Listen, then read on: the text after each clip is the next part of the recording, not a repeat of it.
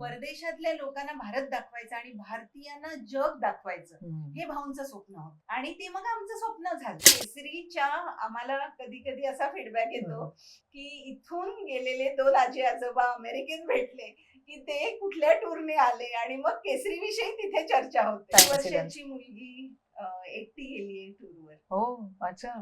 बघ, आई वडिलांनी पाठवलंय. एवढा ट्रस्ट आज केसरीवर लोकांचा आहे. मध्यमवर्गीय लोकांना डेस्टिनेशन वेडिंग करता आलं पाहिजे. आपल्याला डेस्टिनेशन वेडिंग म्हटलं की अगदी 2-3 करोड असं बजेट समोर येतं, पण तसं नाही. 15 लाखापासून आपण डेस्टिनेशन वेडिंग करू शकतो. आमची युरोपमध्ये बस चोरीला गेली. कॅन यू बिलीव्ह दिस? कशी काय? नमस्कार, मी झेलम चौबळ, केसरी टूर्सची डिरेक्टर. आज मी आलीये कांचनच्या बातो बातो में या पॉडकास्ट मध्ये आणि आम्ही दोघींनी खूप छान गप्पा मारलेत. आय एम प्रिटी शुअर तुम्हाला या गप्पा आवडतील. प्लीज बघा. सो मंडळी, लाईक, शेअर, सबस्क्राईब बातो बातो में.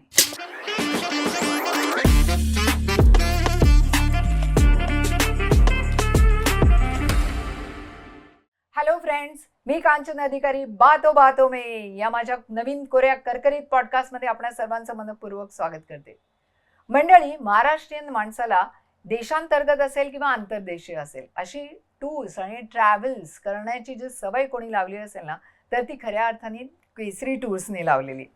आणि केसरी टूर्स बरोबर जाताना काय होतं माहितीये का, आपल्यासारख्या मध्यमवर्गीय माणसाला एक सुरक्षिततेची भावना येते. म्हणजे काय की एकदा तिथे जायचं, आपण आपले पासपोर्ट विजाज काय असेल ते विजाजचं तेच लोक काढतात. पासपोर्ट द्यायचे, त्यांचे काय जे पैसे असते ते दिले आपल्याला की आपण आपल्या बॅगा भरायला मोकळं. आणि परत येताना आपण म्हणतो वा वा वा, एक अविस्मरणीय अनुभव आपण आपल्या गाठीशी घेऊन येतो. चला तर मग मंडळी, आज आपण अशाच एका केसरी टूर्स परिवारातल्या एका व्यक्तीचं स्वागत करणार आहोत. झेलम पाटील चौबळ. नमस्कार झेलम. झेलम, तुला मला झेलम पाटील म्हणायची सवय लागली, त्यामुळे झेलमचं लग्न झालेलं आहे बरं. आणि झेलम आता चौबळ आहे. बाय द वे, केसरी टूर्सचं जे पुण्याचं ऑफिस आहे ते सगळं अख्खच्या अख्खं झेलम सांभाळते. आणि ऑफकोर्स झेलम ही केसरी परिवारातलीच आहे. आत्ताच मी म्हटलं त्याप्रमाणे मराठी जे कुटुंब असतं त्यांना तुमच्या इथे आल्यानंतर एक अतिशय सुरक्षिततेची भावना येते. आणि असं वाटतं की नाही, आपले पैसे जे आपण भरलेले आहेत त्याचा आपल्याला पुरेपूर रिटर्न मिळणार. आणि तुमची जी टॅगलाईन आहे, एक अविस्मरणीय अनुभव, तर असा एक अविस्मरणीय अनुभव आम्ही घेऊन येतो. प्लस तुमच्या इथलं जेवण अतिशय सुंदर असतं. म्हणजे ती साधी कारल्याची भाजी असली तरी सुद्धा ती सुंदरच लागते. ही खास स्पेशालिटी आहे तुमच्या इथली. तर हे सगळं एस्टॅब्लिश केलं ते तुझे वडील, बरोबर, त्यांनी एस्टॅब्लिश केलं केसरी पाटील. आणि केसरी भाऊंच्या मुळेच केसरी टूर्स असं त्याचं नाव पडलेलं आहे. आपण जरा थोडं मागे जाऊया. मला वाटतं कुठेतरी 1984ला केसरी टूर्सची स्थापना झाली. परंतु त्याच्या आधी तुम्ही मुंबईच्या बाहेर राहत होतात. कुठे राहत होतात ते तुम्ही? मथाणे या गावात राहत होतो. मथाणे या गावामध्ये. पण हीच गावची मुलगी पुढे जाऊन एलेला कशी स्थायिक झाली हे पण आपण याच्यातून जाणून घेणार आहोत. बरं, मला सांग की तुम्ही 4 भावंड. ओके, आता क्रमवार सांग बघू, कोण मोठा कोण छोटा, कसं काय? वीणाताई मोठी, मग शैलेश दादा, मग झेलम आणि हिमांशू, अशी आम्ही 4 भावंड. बरोबर.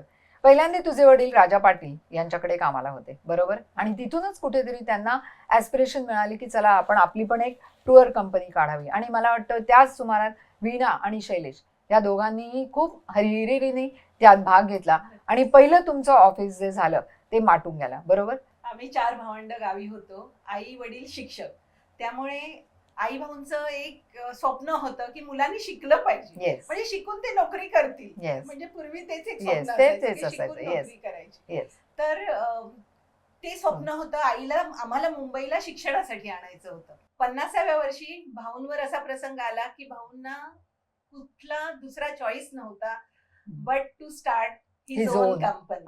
आणि त्याच्यासाठी पण 50व्या वर्षी आई आणि तिचं कुटुंब आणि आम्ही 4 भावंड भाऊंच्या पाठीशी उभे राहिलो.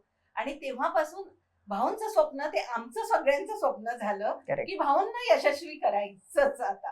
आणि त्या जोमाने म्हणा आम्ही कामाला लागलो. म्हणजे आम्ही प्यून पासून रेल्वेच्या लाईन मध्ये उभं राहणं, सेकंड क्लासनी प्रवास करणं, ह्या सगळ्या गोष्टी आम्ही चौघांनीही केलेल्या आहेत त्या काळात. पण भाऊंनी तर चला राजाभाऊंच्या बरोबर त्यांनी एक्सपिरियन्स हासिल केलेला होता, परंतु तू स्पेशली तू जरा लहान होतीस, परंतु वीणा, शैलेश या दोघांनी भाऊंच्या बरोबर कधी ट्रिप्स केल्या? सुरुवात अशीच झाली ना, कारण अच्छा. परवडत नव्हतं, भाऊंकडे पैसे नव्हते, ओके. त्यामुळे आमच्याकडे पिऊन पण नसायचा, हो. बाकीची कामं करायला पण लोक नव्हते. म्हणजे आमचं त्यावेळेचं कुटुंब आम्ही 6 जण, आई भाऊ आम्ही 4 आणि 2-3 एम्प्लॉय, आणि मग हा सगळा संसार सांभाळायचा, म्हणजे कामं तर केली पाहिजे. वाव. आणि तिथपासून ते आता परवाच तिने मला ओपनिंगला बोलवलेलं होतं, कोहिनूर जे आपल्या सेना भवनच्या समोर झालेलं आहे, तिथे 31व्या मजल्यावरती अतिशय आलिशान असं मस्त केसरी टूर्सचं ऑफिस झालेलं आहे. हा जर्नी आपल्याला जाणून घ्यायचा आहे आज, तर आपण सुरू करूया. 1984 साली Yes, yes. भाऊंनी सुरुवात केली आणि आम्ही पण असे पेटून उठलो होतो की Yes, yes, सगळ्यांनी यशस्वी व्हायचं, भाऊला यशस्वी करायचं. येस. पण तेव्हा तू किती वर्षाची होतीस? मी 14-15 वय असेल माझं. आणि वीणा? वीणा माझ्यापेक्षा 4 वर्षांनी मोठी, म्हणजे 18-19 हा, वर्षाची तिचं वीणा पण. असेल. हा. आणि त्यामुळे 2 वर्षानंतरचा शैलेश आहे, हा. वीणाच्या नंतरचा. हा, ओके. पण हिमांशू आणि तुझ्यामध्ये किती अंतर आहे? सगळे आम्ही 2-2 2-2 वर्षाचे. आई वडिलांनी कसं प्लान केलं माहिती आहे, वीणा आणि शैलेश दोघांची बर्थडे सेम आहे. ओ रिली? 26 सप्टेंबर. अरे वा वा वा. हा, म्हणजे घर जरी आम्ही गावी राहिलेलो असलो तरी आजोबांपासून सगळे सुधारणावादी विचारसरणी होती. सरपंच होते ते गावचे, त्यामुळे मान मराठा होता. भाऊला नेहमी वाटायचं मी जे मुंबईत करतो ते मुलांना कळलं पाहिजे.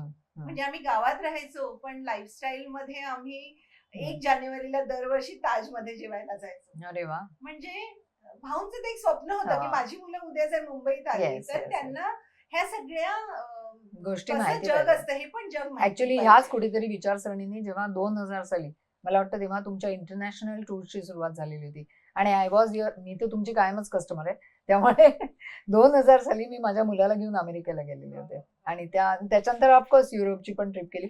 खरंच सांगते, मी कुठे जायचं असलं की माझ्यासाठी तर काय गरज आहे, त्यामुळे फक्त एक फोन कॉल हवे असतं की बाबा कोणीतरी एक माणूस येतो, माझ्याकडचे पासपोर्टचंही घेऊन जातो आणि फक्त बॅग भरायची आणि निघून जायचं. तर ही जी सवलियत, ही जी सगळी सोय तुम्ही एका मराठी माणसांना दिलीत, याच्याबद्दल म्हणजे कसं कसं काय विचारसरणी करत गेलात तुम्ही? कारण त्याच्यानंतर तुमच्या लेडीज स्पेशल झाल्या, त्याच्यानंतर तुमच्या सिनियर सिटीजन साठी निघाल्या, सो ह्या सगळ्याचा पण विचार नंतर पुढे करण्यात आला. पाया भक्कम असलं की झाड जसं घट्ट उभं राहतं, तसं भाऊंची विचारसरणी, भाऊंचे जे विचार होते, मुळात ही कंपनी स्थापन झाली की व्हॅल्यू फॉर मनी टूर्स देण्यासाठी.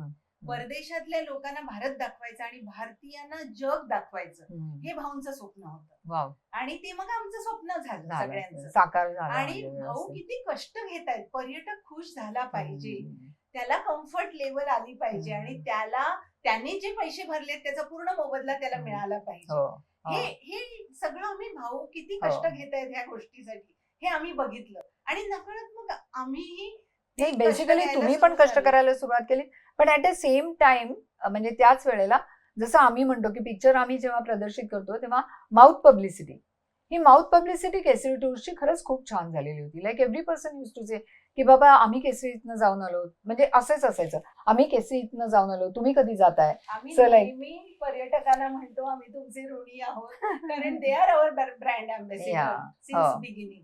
तर पर्यटकांनीच आम्हाला मोठं केलं. पण तुझं लग्न कधी झालं? माझं लग्न 1991 ला झालं. मी सीएचा अभ्यास करत होते, आणि माझ्या आईला वाटलं वीणाचं थोडंसं उशिरा लग्न झालं, हिचं लवकर करायचं, आणि मी नाही म्हणत असताना एक अमेरिकेतला अमित चौगुळे आर्किटेक्ट आला, आणि आमचं लग्न झालंही 8 दिवसात. हो बापरे, अच्छा, एवढ्या लवकर. Okay okay. आणि that's how you went to America. एलेला गेली. गावातली मुलगी जी एअरप्लेन मध्ये कधी बसली नव्हती ती डायरेक्ट अमेरिकेला गेली, आणि अमेरिकेचं लाईफ सुरू झालं. अमेरिकेला गेल्यानंतर म्हणजे आधी आपण आनंदातच असतो, अमेरिकेला जाणार. तिकडे गेल्यानंतर लक्षात आलं की मी झेलम काय करते अमेरिकेत. झेलम भांडी घासते, झेलम जेवण करते, भांडी घासताना तिला रडू येतं, काय चाललंय हे, मी काय करते, शिक्षण नाहीये. तिकडे मस्त मी काम करत होते, इथे काही नाही, आणि माझं सीए कम्प्लीट झालं नव्हतं. त्यामुळे पण मग हळूहळू काय व्हायचं, एक मैत्रीण बँकेत नोकरी करत होती, मग तिच्याकडनं माहिती घेऊन मी बँकेत नोकरी करायला लागली. आणि मग बँकेत नोकरी करताना पण विचार मनात हेच होते की मला बिझनेस करायचंय, ह्याच्यासाठी माझा जन्म झालेला नाहीये असं नेहमी वाटायचं. आणि काय तू डोक्यात घेतलंयस, काय बिझनेस करणार असं नवऱ्याला पण वाटायचं, ही जरा वेळीच आहे, काय चाललंय हिचं. पण बँकेमधला एक सिक्युअर्ड जॉब तुला इतक्या चटकन अमेरिकेमध्ये गेल्या तुला लागला तर you should have been happy. पण नाही, तुझ्या डोक्यात बिझनेस बिझनेस बिझनेस बिझनेस होता ना, ती बिझनेस फॅमिली, ती चटक लागली होती बिझनेसची. ते एक वेगळंच असतं ना बिझनेस मध्ये, त्या कामाचा मोबदला म्हणजे हा पैशाचाच असतो असं नाही, त्याच्यात समाधान वेगळे पण आनंद मिळतं. असतात, समाधान असतं, लोकांशी बोलता येतं. आणि मग मला लक्षात आलं की अमेरिकेमध्ये घरातून बिझनेस करणं सोपं आहे, जे मी पण करू शकते. कारण सुरुवातीचे 3 वर्ष काही करू शकले नाही, कारण तुम्हाला काही करता येत नाही. मग एकदा ते लेबर सर्टिफिकेशन क्लिअर वगैरे झालं की तुम्ही तिथे जॉब करू शकता. त्यावेळी मला असं सारखं वाटायचं आपण जॉब करावा काहीतरी, म्हणून मी शोधायला लागले. आणि शोधता शोधता येऊन पोहोचले ट्रॅव्हलवर, आणि मी माझी ट्रॅव्हल एजन्सी तिथे सुरू केली. आणि I realise my destiny is travel. मी त्याच घरात जन्माला आले आणि इथे पण मी तेच करते. पण हे किती वर्षानंतर झालं? म्हणजे तू 1991 ला गेली मला वाटतं. मी 1991 ला गेले आणि 95 ला मी माझी ट्रॅव्हल एजन्सी सुरू केली. अच्छा, पण ते नाव कुठलं ठेवलेलं होतंस? A to Z tours and travels. अच्छा, ओके. कारण अर्जुन आणि अमित म्हणजे 2 A's म्हणून A2 आणि Z माझा. अच्छा, टूर्स अँड ट्रॅव्हल्स. आणि हळूहळू मी त्याच्यात जाऊन बसवलं. अरे माझा बिझनेस चांगला चालायला लागला तिकडे. चांगला चालायला लागला आणि खूप शिकले मी. म्हणजे अच्छा, अमेरिकन हॉस्पिटॅलिटी, लोकांशी एक लक्षात आलं की ह्या बिझनेस साठी तुम्हाला सगळ्यात काय महत्वाचं असेल तर तुमचं गोड असायला हवं, जीभ तुमची एकदम गोड असायला हवी, गोड बोलणं आणि स्माईल ते हवं. आणि जर जगात, आणि खरंच याचा मला खूप पुढे माझ्या आयुष्यात उपयोग झाला, जर तुमची जीभ गोड असेल ना तुमची सगळी कामं होतात. You should be polite. आणि हे मी अमेरिकन माणसाकडनं फार मोठ्या, म्हणजे आई वडिलांकडनं आलंच आहे, पण त्या जगाची हॉस्पिटॅलिटी वेगळी आहे ग, ती त्या काळात आपल्या देशात नव्हतं. थोडं तटक्का फटक होतं. त्यांचं मार्केटिंग, त्यांचं वागण्याची पद्धत, ते लोक फक्त चांगलं बोलतात इतरांविषयी. That's a good point. हा एक मला झाला की नाही, जे चांगलं ते घ्यावं ना सगळ्यांमधलं, निश्चितपणे असं वाटलं. पण हे सगळं तू तिथे छानपैकी जम बसवला, सगळं झालं. याच दरम्यान तुला 2 गोड मुलंही झाली. नाही, मला एकच मुलगा झाला अमेरिकेत. अच्छा, दुसरा आर्यनचा जन्म इंडियात झाला. अच्छा, इंडियात झाला. Okay okay. पण मग तू तिकडनं कसं काय ठरवलंस परत एकदा अमेरिका सोडून मुंबई, म्हणजे मुंबई नाही इंडियामध्ये येण्यासाठी? तुला माहितीये, चक्कीत आटा पिसतो तेव्हा कसं ते पिसून निघतो, तशी मुलगा झाल्यावर त्या अमेरिकेतल्या जर मध्यमवर्गीय भारतीय बाईची तशी अवस्था होते. म्हणजे माझा दिवस 5 वाजता सुरू व्हायचा, कारण मला ईस्ट कोस्ट वरनं ते 3 तास पुढे आहेत, त्यांचे कॉल्स मला यायचे 5 वाजता. मी 5 वाजता उठायची आणि सगळ्या आयटिनरी, सगळी तिकीटं पोस्ट करेपर्यंत मला रात्रीचे 12 वाजायचे. आणि ह्या मधला जो वेळ आहे त्याच्यामध्ये घरकाम, जेवण, अर्जुनला सांभाळणं, त्याचे संस्कार वर्ग, त्याचं बेसबॉल मध्ये ही वॉज गुड, त्याला बेसबॉलला न्यायचं, म्हणजे असं ते कंटिन्युअस काम होतं. म्हणजे वेळच नव्हता विचार करायला त्या काळामध्ये. बस आपल्या मुलाला भारतीय संस्कार द्यायचे आहेत, त्याला मराठी बोलता आलं पाहिजे, तो शिक्षणात उत्तम असला पाहिजे, बरं खेळात असला पाहिजे, मग तायक्वांडोच्या क्लासला त्याला आलं पाहिजे. I don't know what I did आणि हाऊ आय डिड, पण enthusiastic mother I will call you. सगळ्या भारतीय महिला करतात तिकडे. अच्छा, ओके. आणि मग त्या ह्याच्यातनं तुला इकडे इंडियामध्ये येण्याचे वेध कसे काय लागले? हे सगळं तिकडे तुझं चाललेलं होतं. ऍक्च्युली इंडियात येण्याची संधी मिळाली म्हणजे आम्हाला, त्याच्या तोपर्यंत मी अमेरिकेत सेटल झाले होते. अच्छा, म्हणजे आता बिझनेस मधून मला इन्कम पण येत होतं. अर्जुन पण शाळेत जायला लागला होता आणि he was doing good in school. तर अमितला म्हटलं आता इथे राहिलो तरी चालेल, असा एक विचार आला. पण कसं असतं ना, मायदेशाची ओढ ही माणसांची ओढ असते जास्त, सगळी फॅमिली इकडे. त्यामुळे म्हटलं मुलांना आजी आजोबा पण हवे. मग त्या ओढीने आम्ही इथे आलो. इथे आल्यानंतर 1 वर्षाने आम्हाला वाटलं परत जावं, म्हणजे तोही एक विचार आला. मग मला पुणे मिळालं आणि मला पुण्याचं आणि कॅलिफोर्नियाचं वेदर सिमिलर हो वाटलं. हो त्याच वर्षी पुण्याला केसरीचं ऑफिस सुरू झालं हो आणि मी म्हटलं मला माझा पर्पज मिळाला हा. की हे ऑफिस केसरीला आता फर्ग्युसन पुण्यात- रोडला आहे ना तुमचं? फर्ग्युसन हा, रोडला हा. ऑफिस आहे. पूर्वी मॉडेल कॉलनी मध्ये होतं हा. पण म्हटलं पुण्यात आता केसरीची ओळख हो, झाली हो, पाहिजे ही हो, गरज हो. आहे. आणि खूप आणि- छान किती क्लायंटला असतं बापरे, मस्त टचवूड म्हणजे रिअली. आणि तसा माझा परतीचा प्रवास झाला आणि मग आणि- आम्ही रमलो. म्हणजे येस ठरवूनच आलं होतं की दिस is R India.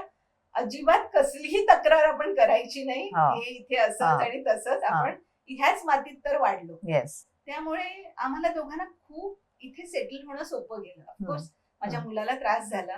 He was not happy with school वगैरे. पण मग नंतर किती वर्षाचा होता अर्जुन 8 तेव्हा? वर्षाचा. 8. ओके पण still it is okay. Okay. ती मुलं एकदा 10 पार केली की त्यांना खूप डिफिकल्ट जातं. अच्छा ओके. परत मग दुसरा चान्स कधी म्हणजे झाला? असं वाटलं की अर्जुन एकटा पडतोय अच्छा आणि दुसरं बाळ हवंय किंवा असे पण विचार आले मनात की आपल्यानंतर त्याचं कोण. हा. म्हणून मग सिबलिंग हवं त्याला हा, कोणतरी. त्याला सिबलिंग हम्म. हवं आणि मग आर्यनचा जन्म झाला. हा. आणि पण इकडे आल्यानंतर भांडी घासायला लागली नाही त्यामुळे सगळ्यात जास्त आनंद त्या गोष्टीचा झाला असेल. हा सुरुवातीला झाला हा. पण असं काही नाही. सवयच इतकी तिकडे भांडी घासण्याची झाली होती. मी इथे आल्यावर मी इथे पण भांडी घासली नाही असं नाही. पण इथे काय जास्त म्हणजे असं आहे जास्त ना. नाही हा. जास्त नाही पण सगळं मॅनेज करताना हम्म. बॅलन्स करताना Yes. मुलं लहान असताना Yes. मुलं लहान असताना त्यांचे डबे आणि मी 20 वर्ष डबे केले. हो. कारण माझा एक मुलगा 10वीतून बाहेर पडला तेव्हा धाकटा पहिलीत गेला. म्हणजे मी महिलांना सांगेन असं करू नका. Big difference. नको डिफरन्स एवढा. हा. आपण पण वयस्कर होतो. Yes. आपला उत्साह Yes. त्यांचा अभ्यास Yes. घेण्याचा कमी होतो. Yes, पण yes, yes. त्याचूड माझ्या दोन्ही मुलांनी केलं करताय. येस. आता तुम्ही जेव्हा आत्ताचं तुमचं जे केसरीचं ऑफिस आहे, जसं मी तुला आता म्हटलं की बाबा कोहिनूरला तुमचं आता नवीन निघालंय, तसंच आपलं माइन्सितला देवी टेम्पलच्या समोर तुमचं इतकी वर्ष तुमचं ते ऑफिस आहे मुंबईचं.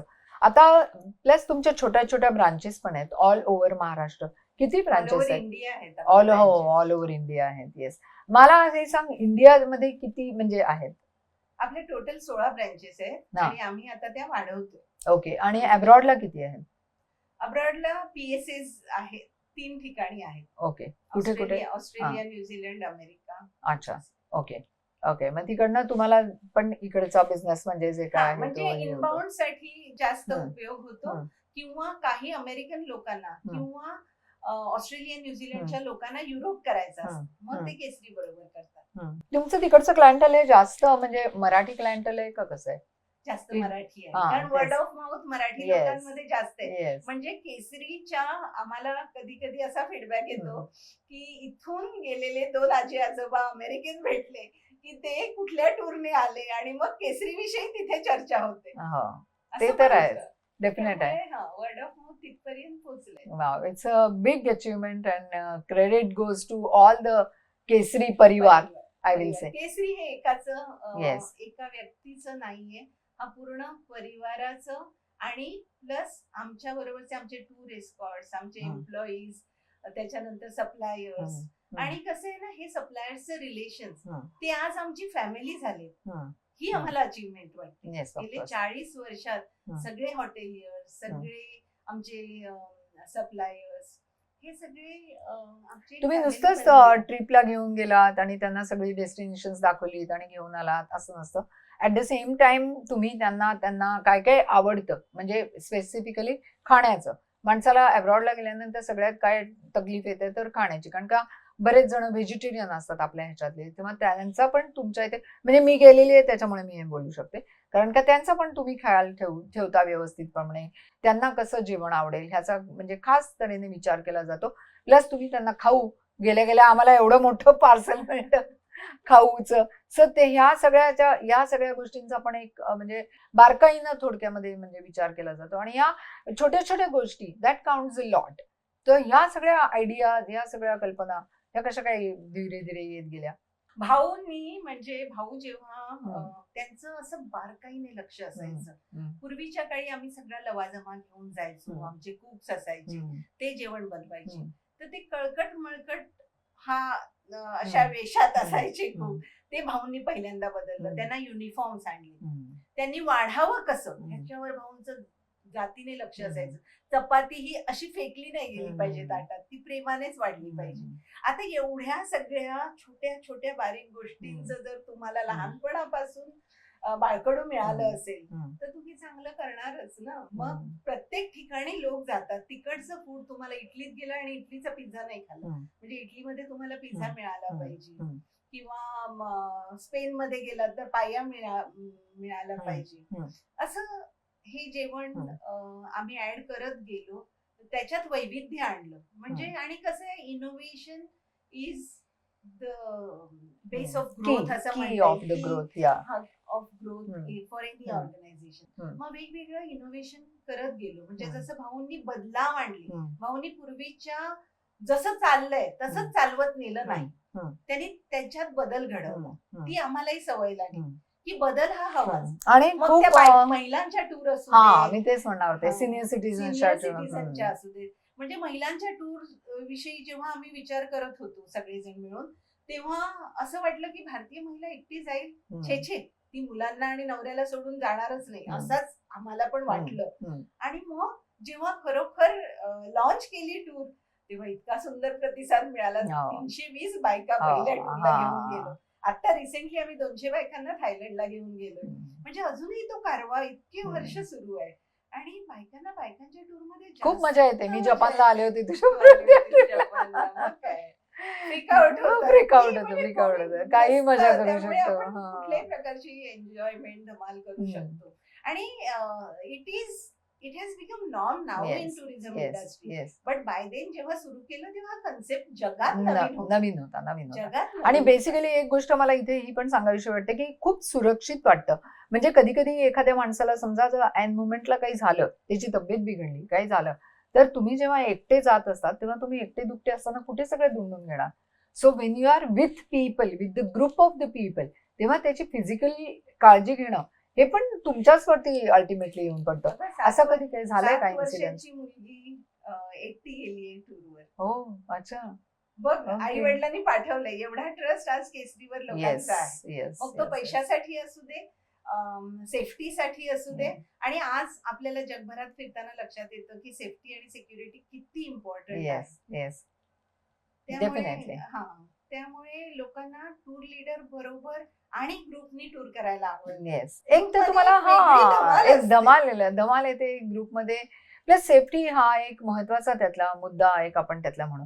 एका छोट्या वेगळ्या मुद्द्याकडे मला जरा वळा असं वाटतंय की मध्यंतरी काही फ्रिक्शन्स झाले आणि वीणा हॅज शिफ्टेड आणि she has started her own Veena's world. आणि मला वाटतं वीणाच्या बरोबर हिमांशू तुमच्याच बरोबर आहे. So Veena is there. आणि त्याच्यामुळे तुम्हाला असं म्हणजे घरातलं वातावरण किती नाही म्हटलं तरी थोडंफार ढवळून निघालं ना. म्हणजे अशा गोष्टी जेव्हा कुठे, म्हणजे घराघरातली ही गोष्ट आहे. अशा गोष्टी जेव्हा होतात तेव्हा त्रास तर होतोच. त्या त्रासातनं आम्ही गेलो, पण आज कुटुंब एकत्र आहे. आमचे बिझनेस वेगळे आहेत पण कुटुंब एकत्र आहे. मला तर स्पेशली खूप त्रास झाला, कारण सही करताना पण मला रडू यायचं. पण इट इज रियालिटी. ते ऍक्सेप्ट झाल्यानंतर मग हळूहळू, आणि काळ हे त्याच्यावरचं उत्तर असतं, असं झालं.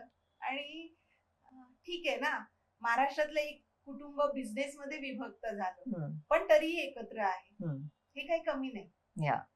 Emotional ties are there. अगं आम्ही भावंड अशी आहोत ना, आम्ही भांडतो. म्हणजे मीटिंग मध्ये आमची भांडणं होतात. मीटिंग मधनं बाहेर आलो की आम्ही गप्पा मारत असतो. I don't know how it is, but that's how we are. तिचे डोळे पाणावले येतात. कारण आई भाऊना जरा काही झालं की आम्ही चौघही धावत जातो. Yes yes yes, of course that thing is there. कितीही त्याच्यामध्ये काय म्हणतो आपण, असं काही कटुप्रसंग आले तरी एकत्र राहणं हे महत्वाचं आहे. शेवटी never give up on your family, असं आहे. आणि ते आम्हाला असं वाटतं. Ultimately family is family. Family is family. ठीक टाईज असं काय म्हणतो, blood is thicker than water. आणि मी कधी पाहिलं नाही की बाबा कस्टमर्स तुमच्याकडे येऊन किंवा मीनाकडे जाऊन nobody feels anything bad about it, or rather nobody has eight spoken anything in front of me. म्हणजे मी आता इतकी वर्ष तुमच्या अख्ख्या कुटुंबाला किती वर्ष ओळखते, मोर दॅन 35-40 इयर्स मी तुम्हाला अख्ख्या कुटुंबाला ओळखते तुमच्या. सो म्हणजे माझ्याच लग्नाला 35 वर्ष झाली, त्याच्या अगोदरपासून मी तुम्हाला लोकांना कांचन आपल्याला आयुष्यामध्ये दुसऱ्याविषयी वाईट बोलायची गरजच लागली नाही. नाही, दॅट इज हा एक भाग आहे. It is family, right. Yes yes yes family मधलं सगळं फॅमिलीत राहिलं तर बरं. आमची मुलं सगळी एकत्र फिरतात, एकत्र जातात, त्याचा आनंद आहे. येस. नाही हे एक म्हणजे खरंच खूप ऐकून आनंद झाला. परवाच भाऊंची तब्येत बरी नव्हती, तू म्हणालीस ते नव्हते येऊ शकले, तेव्हा अक्षरशः इव्हन आय फेल्ट की बाबा अरे ज्यांनी वटवृक्ष लावला ओके त्यांना त्या दिवशी यायला मिळालं नाही. पण एनिवेज ते लवकरच येऊन ऑफिस निश्चितपणानं बघून जातील. आणि बघितलं पाहिलं ना, व्हेरी हॅपी. येस. आता नुकतंच केसरीला बेस्ट इंटरनॅशनल टूर ऑपरेटरचा अवॉर्ड मिळाला. ओ वाव, त्याचा कॉंग्रॅच्युलेशन्स. भाऊनी आनंद सेलिब्रेट केला. भाऊना आनंद झाला. Lovely lovely. सर्टिफिकेट दाखवलं आम्ही, तर भाऊना खूप आनंद झाला. आणि याच्या पाठीमागे सगळ्यांचं तुम्हा मुलांचं कर्तृत्व आहेच, परंतु ऍट द सेम टाइम तुझ्या आईचं सॅक्रिफाईस प्रचंड आहे त्याच्यामध्ये. लाईक हे विसरून चालणार नाही. जेवढं भाऊंचं कर्तृत्व आहे तेवढंच आईचाही सॅक्रिफाईस त्याच्यामध्ये लागलेला आहे. नाही, आईच्या टूर मध्ये पण वाटा आहे. आम्हाला बिझनेस साठी तयार करण्यात आईचा वाटा आहे. जरी आम्ही आमचं सगळं शिक्षण भाऊंकडनं आलं असेल तरी आईने आम्हाला बिझनेस साठी सक्षम बनवलं. सुनांना तिने प्रोत्साहन दिलं. आपण मगाशी म्हणत होतो की 2 कंपन्या वेगळ्या झाल्या, पण हे उलट महाराष्ट्रासाठी चांगलं आहे, कारण बिझनेस किती वाढला बघ. Yes yes yes. नाही, आणि आता कसं झालेलं आहे माहितीये का, people earlier they were interested in investing in gold or something, buying lot of land आणि हे ते, परंतु आता लोकांचा ॲक्युमेंट थोडा बदललेला आहे. एक तर people they love to go travel lots ह्याच्याकडे गेलेला आहे. त्याच्यानंतर दुसरं म्हणजे टेक्नो सॅव्ही झालेले आहेत सगळेजण, त्यामुळे उद्याला आयपॅड घ्यायचं असलं तर लोक त्याच्यामध्ये फारसा विचार नाही करणार. लाईक 1 लाखच्या वरती गेलं असलं तरी सुद्धा पैसे जमून पण, कारण का, because globally you get connected very faster. So पण मी ह्याच्यामध्ये काही म्हणजे महाराष्ट्रीयन लोकांच्या पुरतं श्रेय निश्चितपणानं केसरीला पण जात आहे याच्यामध्ये, की ग्लोबली कनेक्शन जे वाढलेलं आहे त्याचं श्रेय स्पेशली म्हणजे मराठी लोकांपुरतं तर निश्चितपणानं. आणि नॉट ओन्ली मराठी, म्हणजे आपण गेलो होतो जपानला तेव्हा इतर कॉस्मोपॉलिटियन ते लोक पण येत आहेत, आणि त्यांना उलट म्हणजे जे बाकीचे पर्याय अवेलेबल असतील त्याच्यामध्ये केसरीला ते टिक मार्क करतात. सो कुठेतरी मला असं वाटतं पर्सनलाइज अटेन्शन, प्रत्येकाशी मायानी ममतेनी बोलणं, त्याची पर्सनल विचारपूस करणं. इव्हन तुम्ही पर्सनलाइज टूर्स कोणाला हव्या असल्या तर तशा पण तुम्ही त्या करून देतात. सो त्यामुळे टूर्सही आपण करतो. हा येस. आणि नवीन उपक्रम केसरी अवेडिंग. ओ अच्छा. म्हणजे आता हे आमचं एक वेगळं ध्येय आहे. मध्यमवर्गीय लोकांना डेस्टिनेशन वेडिंग करता आलं पाहिजे. ओके. आपल्याला डेस्टिनेशन वेडिंग म्हटलं की अगदी 2-3 करोड असं बजेट समोर येतं, पण तसं नाही. 15 लाखापासून आपण डेस्टिनेशन वेडिंग करू शकतो. अरे वा. आणि आम्ही केलंय. अरे वा. पण कुठल्या डेस्टिनेशन? आता आपण गोवा करतोय. 15 लाखापासून गोव्यात सध्या होऊ शकेल. महाराष्ट्राला गोवा जवळ आहे, पण थोडंसं बजेट वाढवून बाकीच्या ठिकाणी, बाकीच्या भारतातही आपल्याला वेडिंग नक्कीच करता येतं. लवली. एक नवीन त्याच्यामध्ये ऍडिशन झालेली आहे तुमच्या ह्याच्यामध्ये असं मी म्हणेन.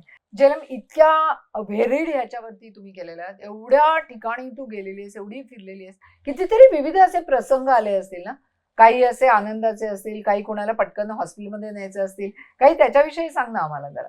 खूप आहेत ग, डोळे पाणावतील सुद्धा आणि हसून खूप हसायला पण येईल असेही प्रसंग आहेत. पण सहलीवरचा सांगण्यापेक्षा माझाच सांगते. अच्छा. मी पहिल्या टूरला जात असे केसरीच्या, आणि पहिल्या अमेरिका टूरला मी गेली. पण त्यावेळी अर्जुन 3.5 वर्षांचा होता. मग त्याला कुठे ठेवायचा प्रश्न होता, तर त्याला पण घेऊन गेली.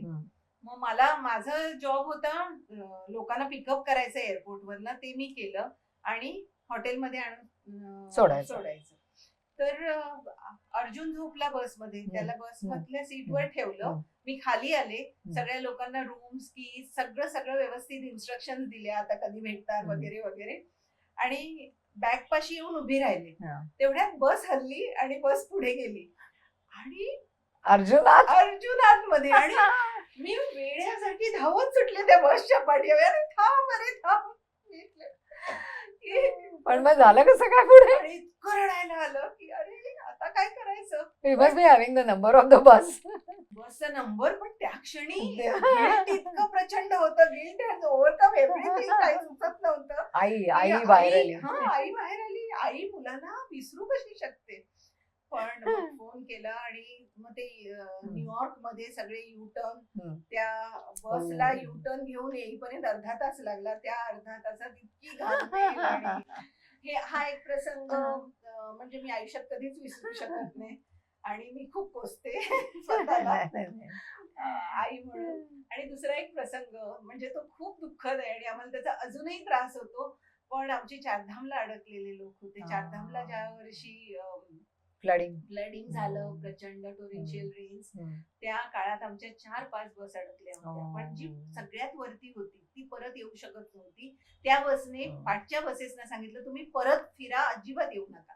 त्यामुळे ते सगळे लोक वाचले. पण एक बस अडकली आणि त्या बस मधल्या सगळ्या लोकांना आमच्या टूर लिडरनी वाचवलं. कारण ते ज्या हॉटेलमध्ये राहत होते त्याने वरती ना मोठा आवाज ऐकला आणि त्याने धावत येऊन ह्या सगळ्या लोकांना खिडकीतून वगैरे असं बाहेर काढून सुरक्षित उंचावर घेऊन गेले आणि ते सगळे लोक वर पोहोचले. तोपर्यंत ते हॉटेल वाहून गेले. आणि ह्या सगळ्या लोकांना वाचवणारा आमचा जो टूर लिडर आहे हा दुसऱ्या दिवशी त्या लोकांसाठी जेवण घेऊन येतो, काही मिळतंय का बघतो म्हणून तो बाहेर पडला आणि तो परत आला नाही. आणि हा प्रसंग म्हणजे अंगावर काटा. आम्ही त्या कुटुंबाची काळजी घेतली, पण this is something which we can not forget. तर असे प्रसंग म्हणजे मी म्हटलं की आपलं आयुष्यात असं असतं की त्याच्यात हसू असतं, म्हणजे आनंद असतो, दुःख असतं, प्रचंड दोन्ही असतात. तसे आमच्या टूर मध्ये असे प्रसंग पण झालेले आहेत की ज्याच्यात आम्हाला त्रास होतो पण इलाज नसतो. टफ आहे. म्हणजे जॉब किती नाही म्हटलं तरी तो खूप टफ जॉब आहे. आणि बेसिकली अच्छा, आमची युरोप मध्ये बस चोरीला गेली. कॅन यू बिलीव्ह दिस? कशी काय? बस गेली चोरी. कारण तो ड्रायव्हर जो होता तो ह्या लोकांशी सगळ्या टुरिस्टशी फ्रेंडली होता. तर त्या टुरिस्टनी त्याला जेवायचं आमंत्रण दिलं, चल तू आज इंडियन फूड आमच्या बरोबर खा. आणि त्याला घेऊन गेले जेवायला. बस पार्क होती पार्किंग लॉट मध्ये आणि ते जेवून बाहेर येतात. बाहेर येऊन बघतात तर बस नाही. Bus was stolen. But was locked.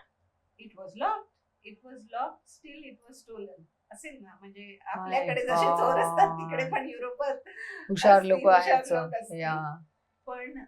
पण त्यावेळी जी आम्ही त्यांना मदत केली आणि त्यांची टूर करू शकलो कौन्सिलेट कडनं त्यांना, तरीही त्यांची टूर झाली.